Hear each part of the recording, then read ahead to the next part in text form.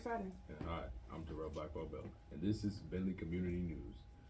We're changing the format of BCN, and we will be reporting the news every month. Yes, that's right. So on today's news, we will discuss on what happened in February. On Monday, February 6th through 10th, we had our Snow Coming Spirit Week. At the high school, the days included Monday was Dressed Like Adam Sandler. Tuesday was Twin Day. Wednesday was Pink Out.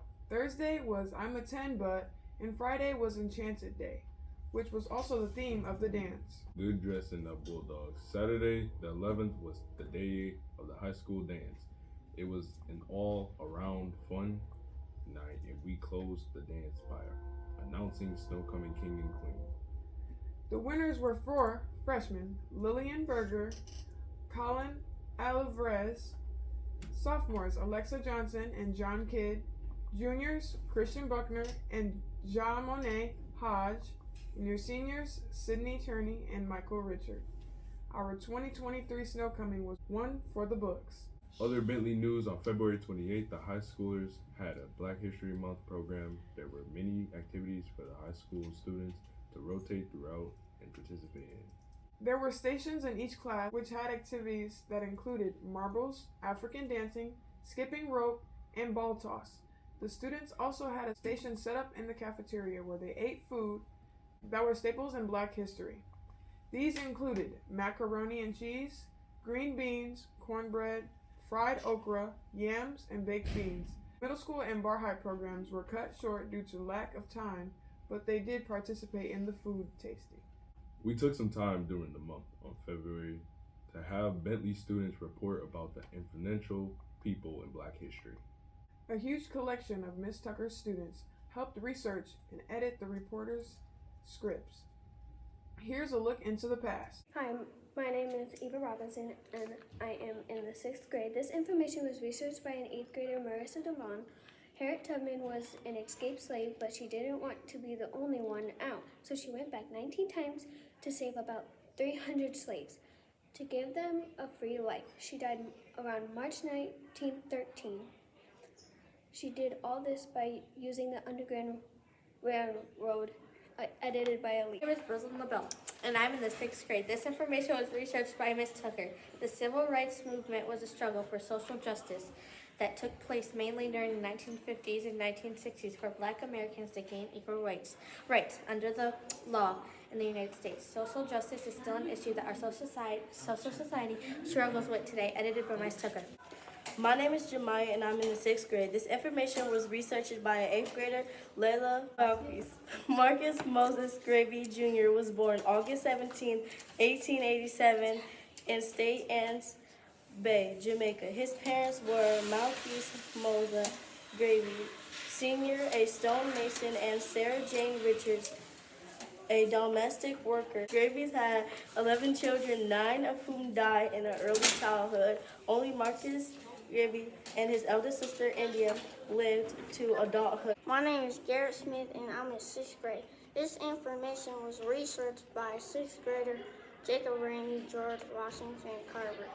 Is the scientist that has over 300 inventions of peanuts, including soap, paint, and glue, edited by Layla Velasquez. My name is Lily Ann, and I'm in 6th grade. This information was researched by 8th grader Lillian McPhillan. Sojourner Truth was an American abolitionist of the New York Dutch heritage and a women's rights activist.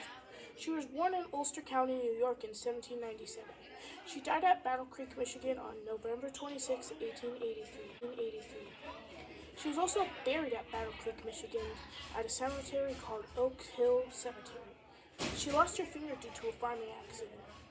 To end slavery, she went among Truth's contributions to the abolitionist movement was the speech she delivered at the Ohio Women's Rights Convention in 1851, where she spoke powerfully about the equal rights for Black women. My name is Gavin Rue, and I am in the 6th grade. This information was researched by Chloe Tingrai. Frederick Douglass rose to fame with the 1845 publication of his first book. The narrative of the life of Frederick Douglass was an American slave written by himself. He fought throughout most of his career for the abolition of slavery and worked with notable abolitionists like William Lloyd Garrison and Gerrit Smith, edited by Bailey Trotter. My name is Al Malone, and I'm in the 8th grade. This information was researched by 8th grader Chloe Brooklyn. Madam C.J. Walker was the first black woman millionaire in America who made her fortune thanks to her homemade hair care product for black women. In the early 1900s, Madame C.J. Walker made about $600,000, which is $9 million in 2018. Madame Walker contributed to the YMCA, covered tuition for 6 African American students at Tuskegee Institute, and became active in anti-lynching movement, donating $5,000 to the NAACP's efforts. I also edited this article. My name is Kaylee Wheaton, and I'm in the 8th grade. Megan Wiley Evans was an American civil rights activist and the NAACP's Force Field Secretary in Mississippi, who was murdered by Breonna Taylor Beckwith. My name is Chloe Brooklyn, and I'm in the 8th grade. This information was researched by 6th grader Gavin Brewer. Jackie Robinson was born on January 19, 1919 in Cairo, Georgia. He played second baseman for the Brooklyn Dodgers and was the first black man to break the barrier of professional baseball, and died October 24, 1972 at North Stamford, Connecticut. This was researched by Gavin Brewer. My name is Casey Jones, and I am in the 8th grade. This information was researched by 6th grader Lillian Harris. Bessie Smith was a blues singer during the time jazz was becoming more listened to. She was crowned Empress of the Blues. When she performed, she mainly used her voice. September 26, 1937, she was unfortunately in a car accident and passed.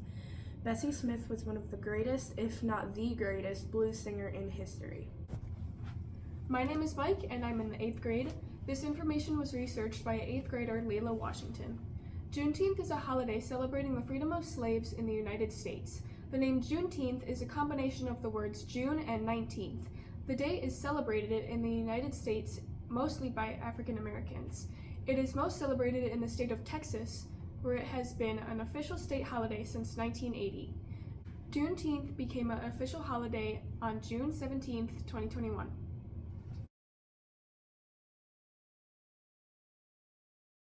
Great job, guys. Great reporting in. Middle school news, there was a Valentine's dance on February 10th. Here's a clip of Caden Wright reading The Locomotion.